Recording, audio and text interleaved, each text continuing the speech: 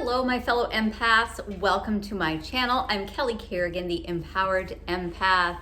Thank you so much for tuning in today. I don't know what it's like where you are, but here it's a gloomy Sunday and just feel like relaxing, and it got me to dig out some of my old journals, and these are just some. So at the beginning of my journey, it's more than 10 years ago, I dove deep into personal development. One of the things that I started doing is writing in a journal, right? I had to change my mindset from victim mentality, from negative to more positive. So this is something that I still carry with me today. Like I said, these are just some of my old journals, and I felt inspired today just to sit and relax and just flip through some of them and read some of my memories, because anyway, it's really special to be able to look and read through these years later. I would say right now I probably have 3 different journals on the go. I think there's 2 upstairs in my bedroom. Looking on the table, I see another 2 here on the table. So I'm always writing, always creative, always writing my thoughts, getting them on paper and out of my head. But I thought it would be really fun today to share something from one of my journals with me, with you. So anyways, just reading through, and this was back in early 2019. So from today's date, it would be 6 years ago. And I wrote down, what contributed to the chaos in my life. One here, trying to live up to somebody else's standards, and perhaps you can relate. When basically years ago, my ex-in-laws now, they'd make fun of the way that I pronounce words in a very belittling way. So me personally, I'm from the East Coast of Canada, from this wonderful place called Newfoundland. If you know anything about it, it has a very unique dialect, the way that the people talk and the way that they pronounce things. But it's been years now since I've lived there, and you can't really pick up on my accent unless I'm surrounded by family, and then it comes out full force. But anyways, they used to make fun of the way that I pronounce things, and I just felt really self-conscious about it. And I had to learn how to not take things personally when people would make fun or belittle me, and it's just really not cool. And I had no idea back then how to stand up for myself or how to speak up for what I believe in. That was like one thing, is living up to somebody else's standards. Like I said, perhaps you can relate in your life currently. Something else that contributed to the chaos in my life that I wrote down was trying to please others. Because I used to always try and anticipate everyone else's needs, and I was bending my values to suit them.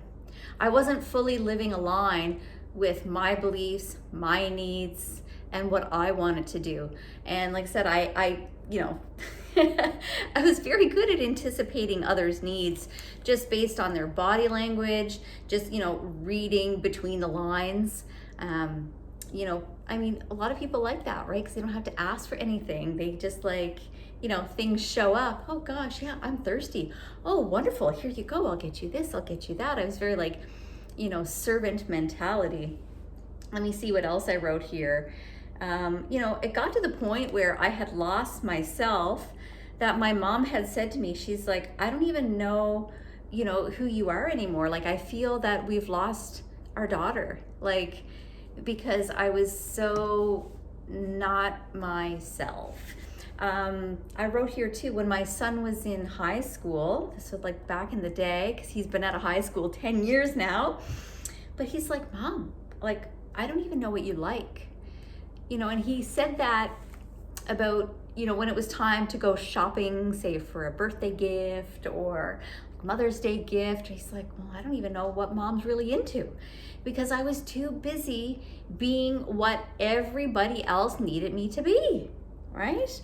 I said here, I'm just reading it, I was feeling beat down by others. I was taking things personally. And I'd lay awake at night with the thoughts, running through my mind, like, oh, I should have done this, or I should have said that, and I could have done this, and I could have done that. And those thoughts would just keep me awake at night. And I remember those days.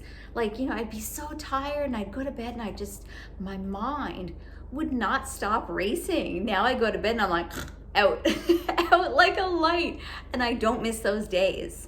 I certainly don't miss those days of lying awake, overthinking, and running through scenarios of maybe an interaction that happened that day, could have been at work or whatever, but oh yeah, I was like torturing myself because I had no assertiveness skills back then.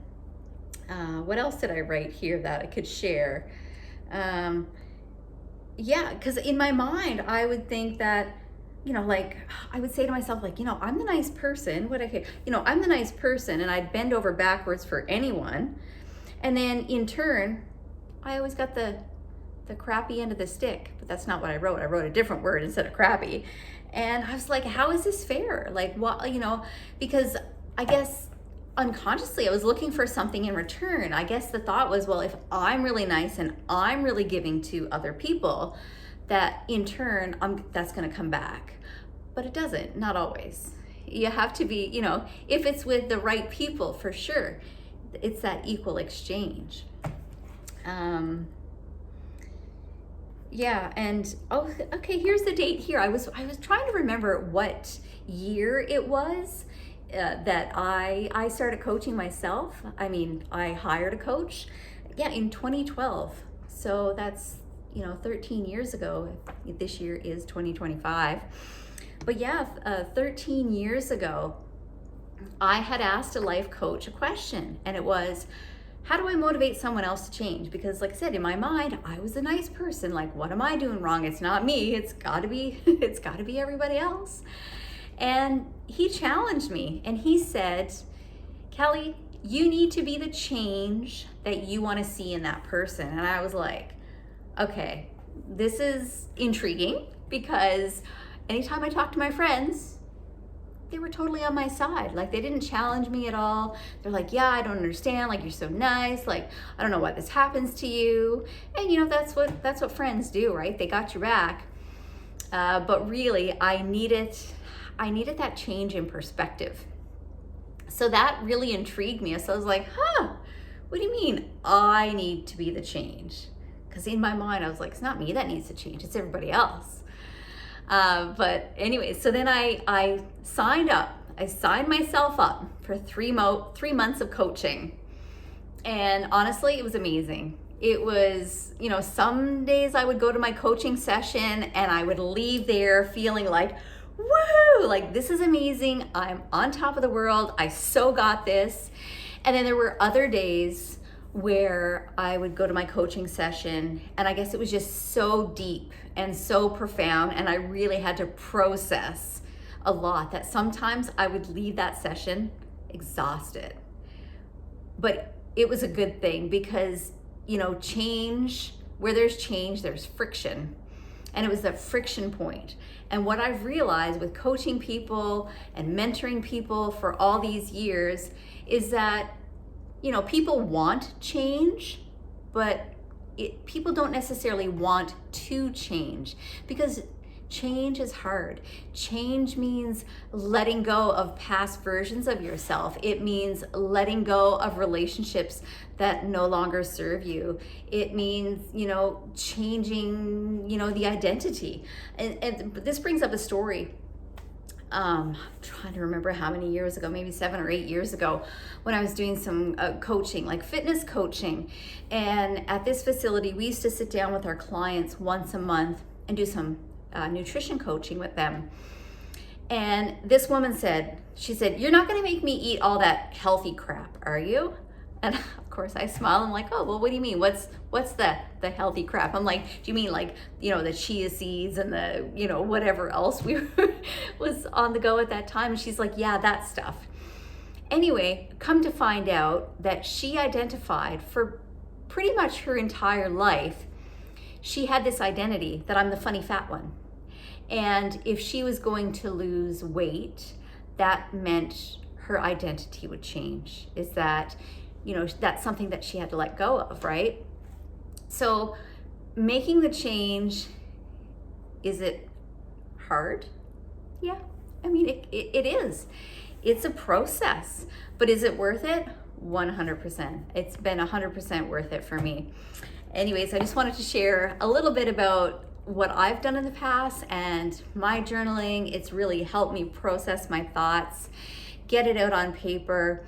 Like I said, even years later, reading through it, it's just like, oh, and it's such a reminder of how far I've come.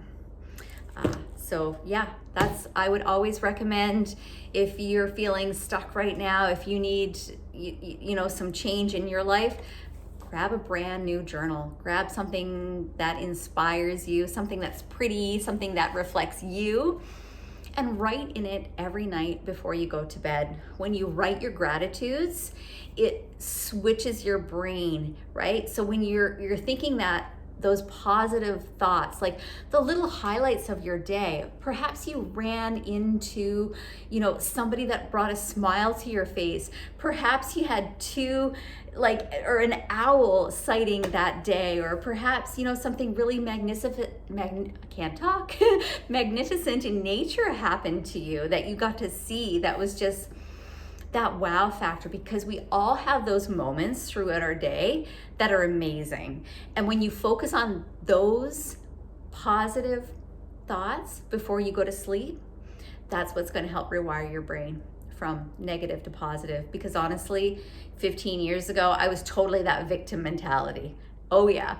And I'm not above it to admit it.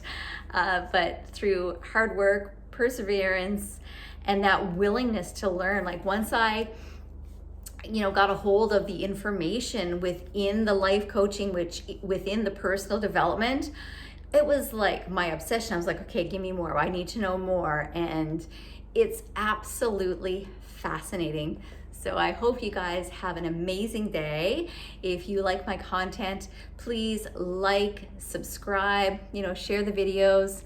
I'd appreciate that. And we'll look forward to seeing you in the next video. Bye for now.